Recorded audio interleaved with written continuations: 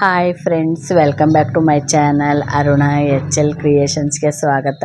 Friends, ನಾವು ದೀಪಾವಳಿಯನ್ನು ಯಾವ ಥರ ಮಾಡಿದ್ವಿ ಅಂತ ತೋರಿಸ್ಕೊಡ್ತೀನಿ ಬನ್ನಿ. ಮೊದಲು ಬೆಳಗ್ಗೆ ಎದ್ದು ಮನೆಯೆಲ್ಲ ಕಸ ಗೂಡಿಸ್ಕೊಂಡು ಮತ್ತು ನೀರಿಗೆ ಒಂದು ಸ್ವಲ್ಪ ಬಂಡೆ ತೊಳಿಬೇಕಲ್ವ, ಟೈಲ್ಸ್ ತೊಳಿಬೇಕಲ್ವ, ಅದಕ್ಕೆ ಸ್ವಲ್ಪ ಅರಿಶಿನ ಪುಡಿ, ಸ್ವಲ್ಪ ಉಪ್ಪು ಹಾಕಿ ಮನೆಯೆಲ್ಲ ಸ್ವಚ್ಛ ಮಾಡ್ಕೊಂಬಂದೆ. ಆ ಥರ ಅಂತಂದರೆ ಯಾವುದೇ ದರಿದ್ರ ಬರೋದಿಲ್ಲ ಅಂತ ಮನೆಯೊಳಗೆ, ದಾರಿದ್ರ್ಯತನ ಕಾಡೋದಿಲ್ಲಂತೆ.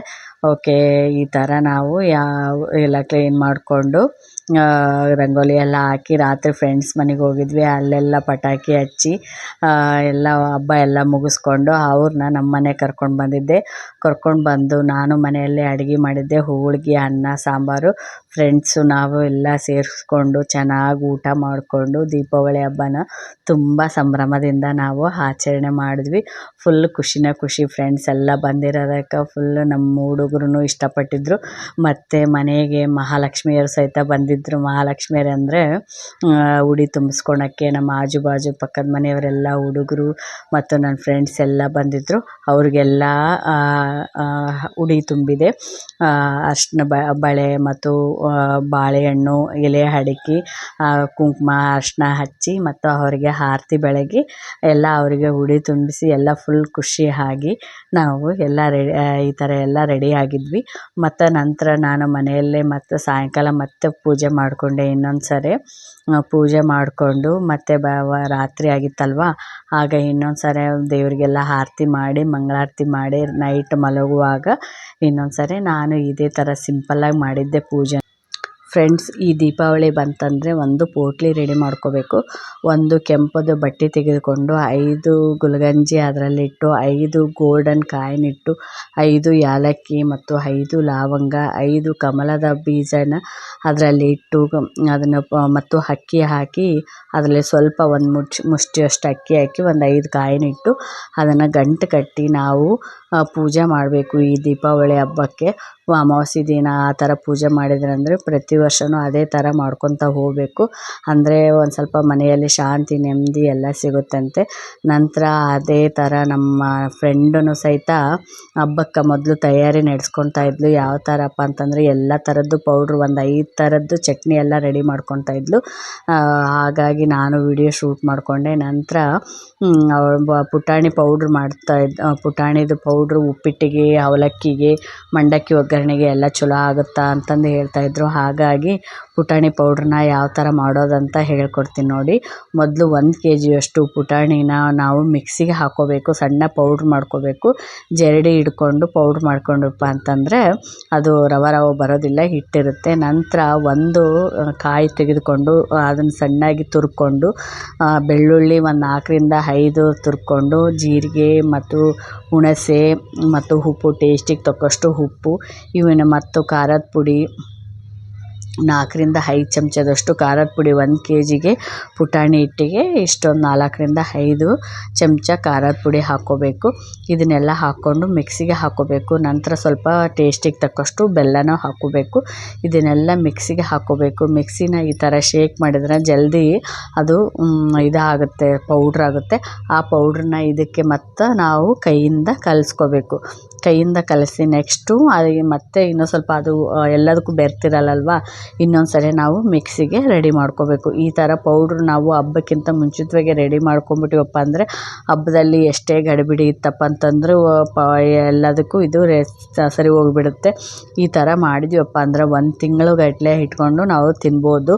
ಪೌಡ್ರು ಒಂದು ಅನ್ನ ಇತ್ತಪ್ಪ ಅಂತಂದರೆ, ಈ ಥರ ಪೌಡ್ರ್ ಇತ್ತಪ್ಪ ಅಂತಂದರೆ ಸ್ವಲ್ಪ ತುಪ್ಪ, ಅನ್ನ, ಇದು ಪೌಡ್ರ್ ಹಾಕ್ಕೊಂಡು ತಿನ್ಬೋದು. ನಂತರ ಇದಕ್ಕೆ ಸ್ವಲ್ಪ ಎಣ್ಣೆಯನ್ನು ಬೆರೆಸಿ ಎಲ್ಲ ಕೈ ಆಡಿಸಿ ಚೆನ್ನಾಗಿ ಎಲ್ಲದಕ್ಕೂ ಮಿಕ್ಸ್ ಆಗಲಿ ಅಂತಂದು ನಂತರ ಇದರಲ್ಲಿ 2 ಭಾಗ ಮಾಡಿಕೊಂಡ್ರು. ಸೈಡು ಒಂದು ಸ್ವಲ್ಪ ಇದನ್ನು ಭಾಗ ತೆಗೆದುಕೊಂಡು ಮಿಕ್ಸಿಗೆ ಮತ್ತೊಂದು ಸರಿ ರುಬ್ಬಿದರೆ ಅದೆಲ್ಲ ಖಾರದ ಪುಡಿ ಎಲ್ಲ ಮಿಂಗಲ್ ಆಗಿರಲ್ಲ, ಖಾರದ ಪುಡಿ, ಉಪ್ಪು ಅದೆಲ್ಲ ಮಿಂಗಲ್ ಆಗಿರಲ್ಲ. ಈ ಥರ ಇವಾಗ ಮಿಕ್ಸಿಗೆ ನಾವು ಶೇಕ್ ಮಾಡ್ಕೊತ ಹಾಕಿದ್ವಪ್ಪ ಅಂತಂದರೆ ಅದು ಎಲ್ಲದಕ್ಕೂ ಮಿಕ್ಸ್ ಆಗುತ್ತೆ. ನೋಡಿ, ಕಲರೆಲ್ಲ ಚೇಂಜ್ ಆಯಿತಾ, ಅದು ವೈಟ್ ಕಾಣಿಸುತ್ತೆ, ಇದು ರೆಡ್ ಕಲರ್ ಕಾಣಿಸುತ್ತೆ. ಇದೇ ಥರ ಪುಟಾಣಿ ಅಂತೂ ಈಜಿ, ನಾನಂದು ಎಂದು ಮಾಡಿರಲಿಲ್ಲ ಪುಟಾಣಿ ಪುಡಿ. ಇವ್ರು ನೋಡಿ ನನಗೆ ಇದೇ ಥರ ಮಾಡೋಣ ತಾಳಿ ಅಂತಂದು ನಾನು ಪುಟಾಣಿ ಪುಡಿನ ಕಲ್ತ್ಕೊಂಡೆ. ಓಕೆ, ನೀವು ಕಲ್ತ್ಕೊತೀರಲ್ವಾ. ನೆಕ್ಸ್ಟು ಖಾರದ ಚಟ್ನಿ ಮಾಡಿದರು. ಖಾರ ಇದನ್ನು ಮೆಣಸಿನ್ಕಾಯಿ ಎಲ್ಲ ಎಣ್ಣೆ ಹಾಕಿ ಹುರ್ಕೊಂಡಿದ್ರು ಅವರು.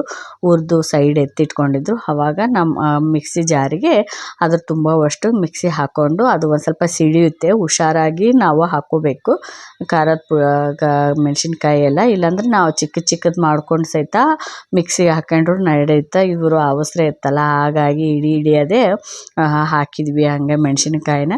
ಓಕೆ, ಇವಾಗ ಈ ಥರ ಖಾರದ ಚಟ್ನಿನ ನಾವು ಮಾಡಿಟ್ಕೋಪ್ಪ ಅಂದರೆ ಮುದ್ದೆಗೆ ಅದಕ್ಕೆಲ್ಲ ಬರುತ್ತೆ ನೋಡಿ. ಖಾರದ ಚಟ್ನಿಗೆ ಮೊದಲು 2 ರಿಂದ 3 ಬೆಳ್ಳುಳ್ಳಿ ಎಸಳು, ನೆಕ್ಸ್ಟು ಉಪ್ಪು, ನೆಕ್ಸ್ಟು ಜೀರಿಗೆ, ಇದನ್ನೆಲ್ಲ ಕರಿಬೇವು, ಹಸಿ ಕರಿಬೇವು ಸಹಿತ ಹಾಕ್ಬೋದು.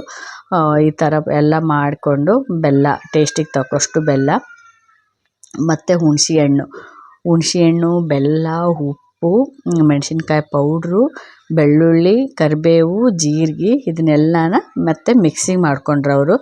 ಓಕೆ, ಇವಾಗ ಅದು ಮೆಣಸಿನ್ಕಾಯಿದು ಮೊದಲು ಬರೀ ಮೆಣಸಿನ್ಕಾಯಿ ಹಾಕಿದ್ವಲ್ವ, ಆವಾಗ ಇದಕ್ಕೆಲ್ಲ ಮಸಾಲ ಸೇರಿಸ್ಕೊಂಡು ಈ ಥರ 2 ಭಾಗ ಮಾಡಿಕೊಂಡು ಅದರಲ್ಲಿ ಈ ಥರ ಒಂದು ಸೈಡು ಅದನ್ನು ಎತ್ತಿಟ್ಟರು. ಉಳಿದಿದ್ದು ಮತ್ತೆ ಒಂದು ಸ್ವಲ್ಪ ಪೌಡ್ರು ಮಾಡಿಕೊಂಡ್ರು. ಇದರಲ್ಲೇ 2 ಥರ ಚಟ್ನಿ ತೋರಿಸಿದ್ರು. ಇದು ಒಣ ಖಾರದ ಪುಡಿ ಅಂತ, ಒಣ ಖಾರದ ಚಟ್ನಿ, ಹುರಿದ ಖಾರದ ಚಟ್ನಿ ಅಂತಂದು. ಇನ್ನೊಂದು ನೆಕ್ಸ್ಟು ಹಸಿ ಖಾರದ್ದು ಚಟ್ನಿ ಅಂತಂದು ತೋರಿಸಿದ್ರು. 2 ಥರದ್ದು 1 kg ಮೆಣಸಿನ್ಕಾಯಿನಲ್ಲಿ ಮಾಡಿದ್ವಿ. ಇವಾಗ ಒಣ ಖಾರದ ಚಟ್ನಿ ರೆಡಿ ಆಯಿತು. ನಂತರ ಗುರಳ ಅಂತಂದು ಕರಿದು ಸಿಗುತ್ತಲ್ವ, ಇದು ಹೆಲ್ದಿ ಫುಡ್ಡು. ಇದನ್ನು ಚೆನ್ನಾಗಿ ನಾವು ಹುರ್ಕೊಂಡು ಇದಕ್ಕೆ ಇವಾಗ ಬೆಳ್ಳುಳ್ಳಿ 2 ರಿಂದ 3 ಎಸಳಷ್ಟು ಬೆಳ್ಳುಳ್ಳಿ, ನೆಕ್ಸ್ಟು ಉಪ್ಪು ಹಾಕಿ, ನಂತರ ಕರಿಬೇವು ಹಾಕಿ, ನಂತರ ಇದನ್ನು ಇವಾಗ ಮಿಕ್ಸಿಗೆ ಹಾಕ್ಕೊಂಬಿಟ್ರಪ್ಪ ಅಂತಂದರೆ ಗುರಾಳ ಚಟ್ನಿ ರೆಡಿ ಆಗುತ್ತೆ. ಗುರಾಳ ಚಟ್ನಿ ಆರಾಮ್ಸೆ ಇದಕ್ಕೆ ಮೊಸರು ಹಾಕ್ಕೊಂಡು ರೊಟ್ಟಿ ಮಾಡ್ಕೊಂಡು ತಿನ್ಬೋದು. ನಾವು ಆರಾಮ್ಸೆ ಒಂದು 15-20 ದಿನ ಸಹಿತ ಇಟ್ಕೊಂಡು ತಿನ್ಬೋದು. ಇದನ್ನು ತುಪ್ಪ ಸಹಿತ ಹಾಕ್ಕೋಬೋದು. ಇಲ್ಲಪ್ಪ ಅಂದ್ರೆ ಅನ್ನ ಒಂದೈದಪ್ಪ ಅಂತ ಅನ್ನಕ್ಕೆ ಸಹಿತ ಮೇಲೆ ಉದಿಸ್ಕೊಂಡು ಸಹಿತ ತಿನ್ಬೋದು. ಇದಕ್ಕೆ ತುಪ್ಪ ಸೇರಿಸ್ಕೊಂಡು ತಿಂದ್ವಿ ಅಂದರೆ ತುಂಬ ಟೇಸ್ಟ್ ಇರುತ್ತೆ. ಓಕೆ, ಈ ಥರ ಮಾಡಿಬಿಟ್ಟು ಇಟ್ಕೊಂಡ್ಬಿಟ್ವಿ ಅಂದರೆ ಯಾವುದಾದ್ರೂ ಹೀರೆಕಾಯಿ ಪಲ್ಯಕ್ಕೆ, ಬದ್ನೆಕಾಯಿ ಪಲ್ಯಕ್ಕೆ, ಈ ಥರ ಎಲ್ಲ ಪಲ್ಯಕ್ಕೂ ಹಾಕ್ಕೋಬೋದು. ಇವಾಗ ಖಾರದ ಚಟ್ನಿ ರೆಡಿಯಾಗಿತ್ತಲ್ವ, ಖಾರ ಚಟ್ನಿ ಎಲ್ಲ ರೆಡಿ ಆಯಿತು. ಇವಾಗ ಗುರಾಳ್ ಪುಡಿನೂ ರೆಡಿ ಆಯಿತು. ಗುರಾಳ್ ಚಟ್ನಿ ಅಂತಂದು ಕರೀತಾರೆ. ಇದಕ್ಕೆ ಮೊಸರು ಹಾಕ್ಕೊಂಡು ತಿಂದರೆ ರೊಟ್ಟಿಗೆ ತುಂಬ ಟೇಸ್ಟ್ ಆಗುತ್ತೆ. ನಂತರ ಇವಾಗ ಪುಟಾಣಿ ಚಟ್ನಿನೂ ರೆಡಿ ಆಯಿತು.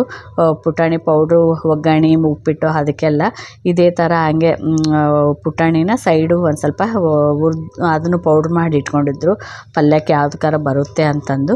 ಇವಾಗ ನೆಕ್ಸ್ಟು ನಾವು ಖಾರ ಚಟ್ನಿ ಅಂತ ತೋರಿಸ್ತಾ ಇದ್ದೀವಿ. ನೀರು ಹಾಕಿ 1-2 ಈರುಳ್ಳಿನ ಫ್ರೈ ಮಾಡಿಕೊಂಡು, ನಂತರ 1 ಹಿಡಿಯುವಷ್ಟು ಕರಿಬೇವನ್ನ ಫ್ರೈ ಮಾಡಿಕೊಂಡು, ಈ ಕೊಬ್ಬರಿ ತುರ್ಕೊಂಡು ಸೈಡು ಎತ್ತಿಟ್ಕೊಂಡಿದ್ವಿ ನಾವು. ಖಾರದ ಪುಡಿ, ಬೆಳ್ಳುಳ್ಳಿ ಮತ್ತು ಕೊಬ್ಬರಿ ಇದನ್ನೆಲ್ಲ ಎತ್ತಿಟ್ಕೊಂಡಿದ್ವಿ. ನಂತರ ಉಪ್ಪು ಸಹಿತ ಹಾಕಿದ್ವಿ. ಇವಾಗ ಇದನ್ನು ಖಾರ ಚಟ್ನಿ ಯಾವ ಥರ, ಹಸಿ ಖಾರ ಚಟ್ನಿ ಯಾವ ಥರ ಮಾಡೋದಂತ ಹೇಳ್ಕೊಡ್ತೀನಿ. ನಂತರ ಮಿಕ್ಸಿ ಜಾರಿಗೆ ಇವನ್ನೆಲ್ಲ ರೆಡಿ ಮಾಡ್ಕೊಂಡಿದ್ವಿ. ಇವಾಗೆಲ್ಲ ಉಳ್ಳಾಗಡ್ಡಿ ಎಲ್ಲ ತಣ್ಣಗಾಯಿತು ಹುರಿದು. ಅದಕ್ಕೆ ಉಳ್ಳಾಗಡ್ಡಿ, ಜೀರಿಗೆ, ನೆಕ್ಸ್ಟು ಉಪ್ಪು, ನೆಕ್ಸ್ಟ್ ಕರಿಬೇವು ಮತ್ತು ಮೆಣಸಿನ್ಕಾಯಿ ಹುರಿದಿಟ್ಕೊಂಡಿದ್ವಲ್ವ ಸೈಡು ಆವಾಗಲೇ, ಅದು ಒಂದು ಸ್ವಲ್ಪ ಬೆಳ್ಳುಳ್ಳಿ, ಇದನ್ನೆಲ್ಲ ಇವಾಗ ಮಿಕ್ಸಿಗೆ ಹಾಕ್ಕೋಬೇಕು. ಇವಾಗೂ ಅದೇ ಥರ ಇಡೇವೆ ಮಿಕ್ಸಿಗೆ ಹುರಿದಿಟ್ಕೋಬೇಕು. ಇದು ಒಣ ಮೆಣಸಿನ್ಕಾಯಿ ಹುರಿದಿಟ್ಕೊಂಡು ಇವನ್ನೆಲ್ಲ ಸೇರಿಸ್ಕೊಂಡು ಲಾಸ್ಟಿಗೆ ಸ್ವಲ್ಪ ನೀರು ಹಾಕಿ ಮಿಕ್ಸ್ ಮಾಡಬೇಕು. ಇವಾಗೆಲ್ಲ ಶೇಕ್ ಮಾಡಿ ಅದು ಬಹಳಷ್ಟು ಆಗುತ್ತಲ್ವ, ಹಾಗಾಗಿ ಮೊದಲೆಲ್ಲ ಮೆಣಸಿನ್ಕಾಯಿನ ಪೌಡ್ರ್ ಮಾಡಿಟ್ಕೊಂಡ್ಬಿಡ್ತಾರೆ. ಪೌಡ್ರ್ ಮಾಡಿಟ್ಕೊಂಡು ನಂತರ ಇವಿಷ್ಟು ಹಾಕಿ ಮಿಕ್ಸಿ ಮಾಡ್ಕೊತಾರೆ. ಭಾರಿ ಟೇಸ್ಟ್ ಆಗುತ್ತೆ. ಇದನ್ನು ನಾವು ರಾತ್ರಿ ಅಡುಗೆ ಮಾಡೋಕ್ಕೆ ಬೇಜಾರಾಯ್ತಪ್ಪ ಅಂತಂದರೆ ಮುದ್ದೆ ಮಾಡಿಕೊಂಡು ಒಂದು ಸ್ವಲ್ಪ ಬೇಳೆ ಕುದಿಸ್ಕೊಂಡು ಇದನ್ನು ಖಾರ ಚಟ್ನಿನ ಅದರಲ್ಲಿ ಕಲಿಸ್ಕೊಂಡು ಮುದ್ದೆ ಖಾರ ಚಟ್ನಿ ತಿನ್ಬೋದು. ನೋಡಿ, ಇವಾಗ ಮೆಣಸಿನ್ಕಾಯಿ ಎಲ್ಲ ಆಗಿದ ನಂತರ ಮಸಾಲೆ ಹಾಕ್ತಾರೆ. ಹುರಿದಿರುವಂತಹ ಈರುಳ್ಳಿ 2 ಮತ್ತು ಉಪ್ಪು, ಟೇಸ್ಟಿಗೆ ತಕ್ಕಷ್ಟು ಉಪ್ಪು, ಜೀರಿಗೆ, ಒಂದು ಸ್ವಲ್ಪ ಹುಣಸೆ ಹಣ್ಣು, 1 ಹಿಡಿಯುವಷ್ಟು ಕರಿಬೇವು ತಿನ್ನೋದ್ರಿಂದ ಕೂದಲು ಚೆನ್ನಾಗಿ ಬರುತ್ತಂತ.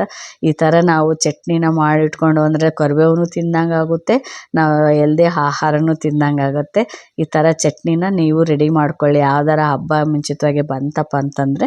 ನೆಕ್ಸ್ಟು ಒಂದು ಸ್ವಲ್ಪ ಅದು ಖಾರದ ಚಟ್ನಿ ಇರುತ್ತಲ್ವ, ಒಂದು ಹಿಡಿಯುವಷ್ಟು ಬೆಲ್ಲ ಹಾಕಲೇಬೇಕು. ಬೆಲ್ಲ ಹಾಕಿದರೆ ಟೇಸ್ಟ್ ಆಗುತ್ತೆ. ಅದು ಅಂದರೆ ಖಾರ ತುಂಬ ಇರುತ್ತಲ್ವ, ಹಾಗಾಗಿ 1 ಹಿಡಿಯುವಷ್ಟು ಬೆಲ್ಲ ಬೇಕಾಗುತ್ತೆ. ಇವಾಗ ಅದನ್ನು ಮೊದಲು ಮಿಕ್ಸಿ ಮಾಡಿ ಇಟ್ಕೊಂಡಿದ್ರಲ್ಲ ಖಾರದ ಪುಡಿನ. ಫ್ರೆಂಡ್ಸ್, ಇವಾಗಂತೂ ಖಾರದ ಚಟ್ನಿದು ಲಾಸ್ಟ್ ಎಲ್ಲ ಪೌಡ್ರ್ ಉಳಿದಿತ್ತಲ್ಲ ಅದನ್ನೆಲ್ಲ ಸೇರಿಸ್ಕೊಂಡು ಮಿಕ್ಸಿನ ಹಾಕ್ಕೋಬೇಕು. ಮಿಕ್ಸಿ ಹಾಕ್ಕೊಳಕ್ಕಾದ್ರೂ ಹುಷಾರಾಗಿ ಹಾಕಬೇಕು. ಸ್ವಲ್ಪ ನೀರು ಹಾಕಿ ಅದನ್ನೇ ಸ್ವಲ್ಪ ಕೈ ಆಡಿಸ್ಬೇಕು. ಚಮಚಲಿಂದನೇ ಓಪನ್ ಮಾಡಿ ತೆಗಿಬೋದು. ಖಾರ ಏನು ಸಿಡಿಯೋದಿಲ್ಲ. ಹಾಗೆ ನಂತರ ಕೊಬ್ಬರಿ ಪುಡಿನೂ ತೋರಿಸ್ತೀನಿ ಅಂತಂದರು. ಆಯಿತು ಅಂತಂದೆ. 2ರಿಂದ 3 ಕೊಬ್ಬರಿ ಹೋಳನ್ನು ತುರಿದು ನಂತರ ಅದಕ್ಕೆ ಬೆಳ್ಳುಳ್ಳಿ ಮತ್ತು ಖಾರದ ಪುಡಿ, ಸ್ವಲ್ಪ ಉಪ್ಪು, ಸ್ವಲ್ಪ ಕರಿಬೇವು ಮತ್ತು ಸ್ವಲ್ಪ ಜೀರಿಗೆ ಇವನ್ನೆಲ್ಲ ಮಿಕ್ಸ್ ಮಾಡಿಕೊಂಡು ನಾವು ಇದಕ್ಕೆ ಮಿಕ್ಸಿ ಜಾರಿಗೆ ಹಾಕಿದ್ವಿ. ಕೊಬ್ಬರಿ ಪುಡಿನೂ ತುಂಬ ಟೇಸ್ಟು ಆಗುತ್ತೆ. ಬಾಣ್ತಿಯರಿದ್ದಾಗ ಈ ಥರ ಒಂದು ಸ್ವಲ್ಪ ಮೆಂತ್ಯನೂ ಸಹಿತ ಹಾಕ್ಕೊಂಡು ತಿನ್ಬೋದು. ತುಂಬ ಟೇಸ್ಟ್ ಆಗುತ್ತೆ. ಈ ಥರ ಪೌಡ್ರ್ ಮಾಡ್ಕೊಂಬಿಟ್ಟಿವಪ್ಪ ಅಂತಂದರೆ ಹಬ್ಬ ಯಾವುದೇ ಆಯ್ತು ಅಡುಗೆ ಮಾಡೋಕ್ಕೆ ಬೇಜಾರಾಯ್ತಪ್ಪ ಅಂದಾಗೆ ಈ ಥರ ಅನ್ನಕ್ಕೆಲ್ಲ ಅನ್ನ ತುಪ್ಪ ಹಾಕ್ಕೊಂಡು ತಿನ್ಬೋದು. ಇದು ಒಂದೇ ಇತ್ತಪ್ಪ ಅಂದರೆ ಆಯಿತು. ನೋಡಿ, ದೀಪಾವಳಿ ಹಬ್ಬಕ್ಕೆ ಮೊದಲು ಯಾವ ಥರ ಪ್ರಿಪ್ರೇಷನ್ ಮಾಡ್ಕೊಂಡಿದ್ರು, ನೀವು ಇನ್ನು ಮುಂದೆ ಯಾವುದೇ ಹಬ್ಬ ಬಂದರೂ ಪ್ರಿಪ್ರೇಷನ್ ಮಾಡಿಕೊಂಡ್ರಿ. Thank you so much.